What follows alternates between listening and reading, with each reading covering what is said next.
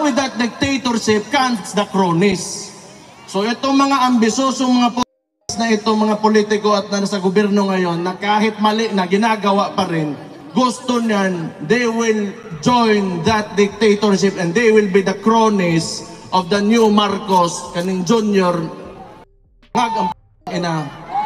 General Ver, sila Enrile kaniadtong panahon. Yan ang gusto nila, yung mga Marbel, yan si Torre, mga Rimulya.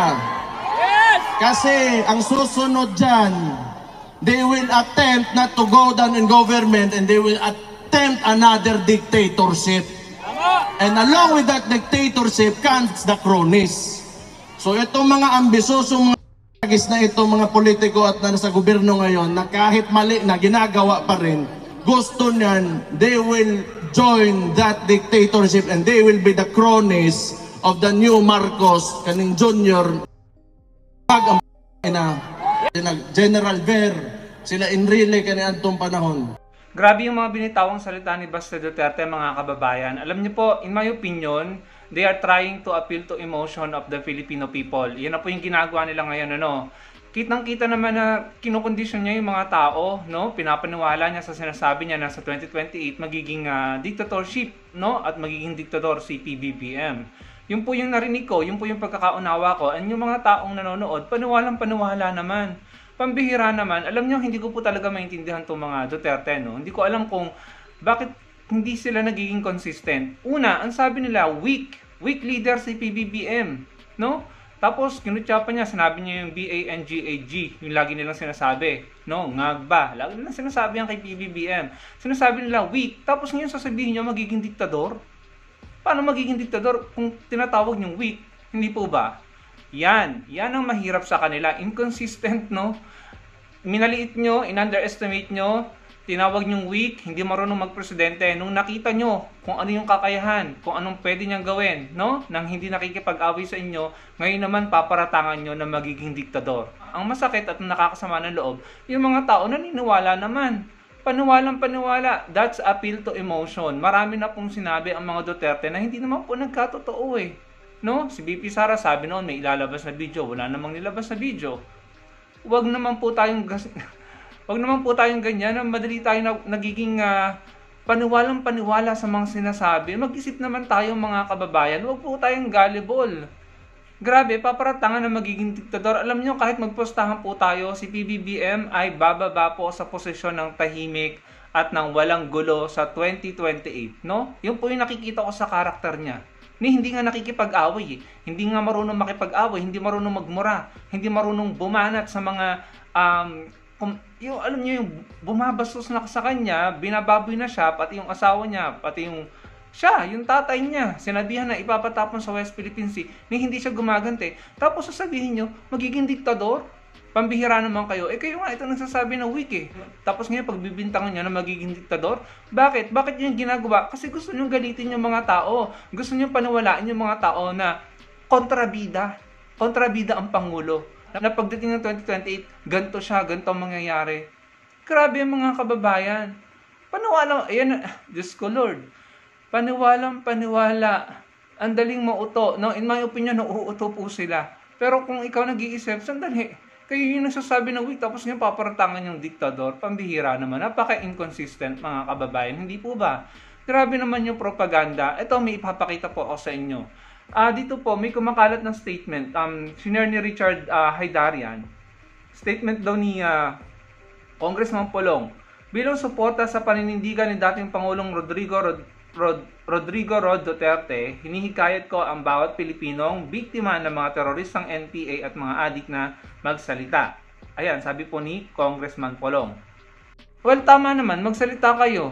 At mas maganda nga kung pupunta kayo sa otoridad, no? Ipakulong nyo, isuplong nyo yung mga sinasabi na ng biktima sa inyo na NPA or mga suspect, no? Yung mga adik na ginawang kayo hindi maganda, isuplong nyo. Huwag lang kayo magsalita. Dalhin nyo sa husgado, sa korte para makulong at mapanagot, no? Pero ito na naman po yung nakikita ko eh. Observation ko, pansin ko. Ayan na naman. NPA na naman. pinagbabawal na gamot, illegal na gamot na naman. Parang nakikita ko, ito na naman ba yung propaganda nyo? Ganyan yung paandar nyo nung 2016 na sinabi, narco politics na, narco state na tayo, blah blah blah. Parang ito na naman yung ginagawa nyo eh. Alam nyo yung tao kasi nagagalit kapag problema ng bansa ang pinag-uusapan eh. Pero ano bang nangyari? Hindi naman din nasugpo ang NPA kahit sa Mindanao, ang laki-laki ng insurgency fund, ng confidential fund. Bakit hanggang yun? Ayan pa rin ang pinoproblema nyo. NPA pa din. Yung SHABs, no? Ito, yung balita ng isang araw, June 8, may mga nahuli na 23 milyong halaga yata ng narco materials, no? Sa Davao City. Bakit hanggang ngayon, yan pa rin naman pala yung problema niya. Bakit hanggang ngayon, yan pa rin ang parang ginagamit ng propaganda, no? Para magalit na naman ng mga tao. Tama yung panawagan na magsalita, no? Pero hindi lang dapat magsalita. Pumunta kayo sa otoridad, isuplong nyo nang matigil na ito.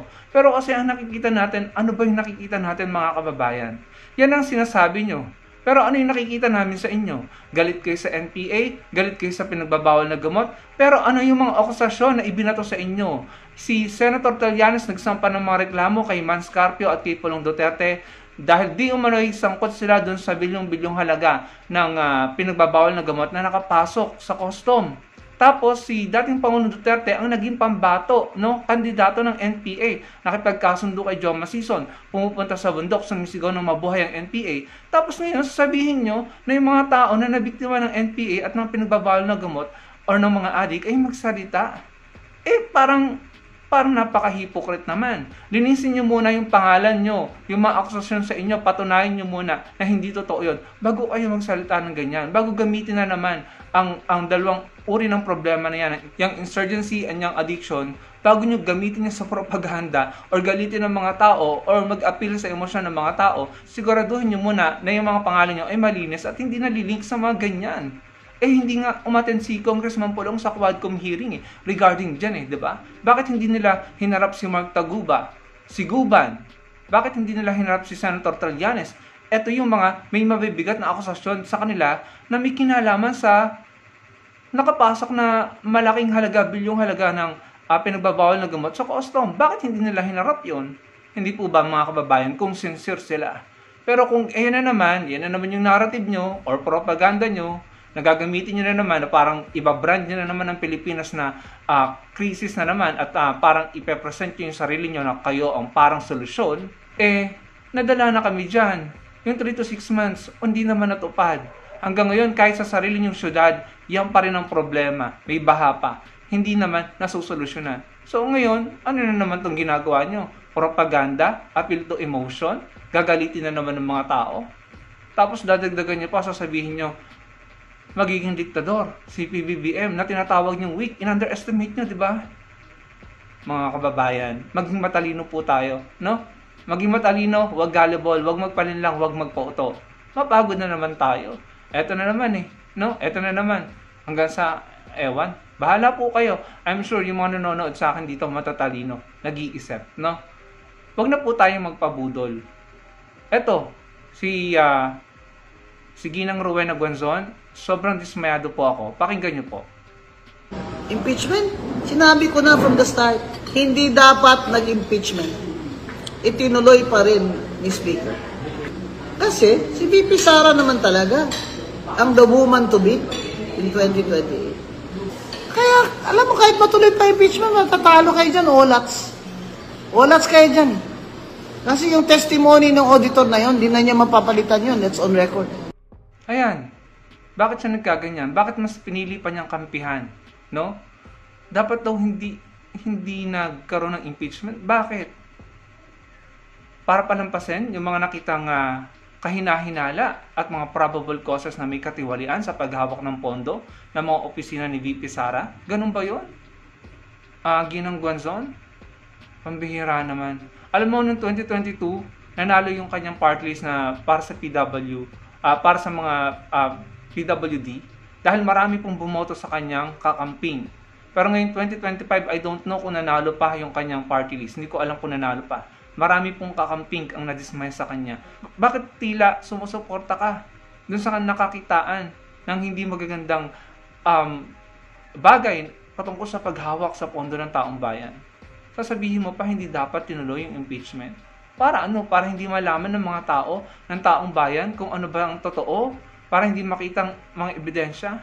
Confident po siya na mananalo po si VP Sara. Titignan po natin, hindi naman po sa akin, no, bilang Pilipino, hindi importante kung manalo or hindi, kung ma-convict or ma-acquit si VP Sara. Ang importante sa akin, sa aming mga Pilipino, ay makita ang ebidensya. No? Nakakadismaya po. Sobrang disappointed po ako kay Ginang Rowena Guanzon. Nadismaya po ako. Sabi ko parang, bakit parang mas pinipili mo pang panigan or kampihan? No?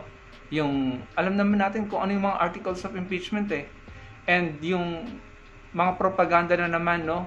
Yung mga appeal to emotion na naman nila, yung mga ginagalit na naman or kinukondisyon na naman ng mga tao, good luck. Marami ng tao ang nagising at nakarealize na nabudol sila noong 2016. Good luck na lang kung marami pa kayong mapapaniwala. Baka kayo-kayo na lang yan, yung mga supporter nyo. Kayo mga kababayan, ano pong masasabi nyo sa mga ibinahagi ko sa inyo? Ilagay nyo lang sa comment section at ilike nyo po yung video natin at magkita-kita po tayo sa susunod kong video. Salamat po.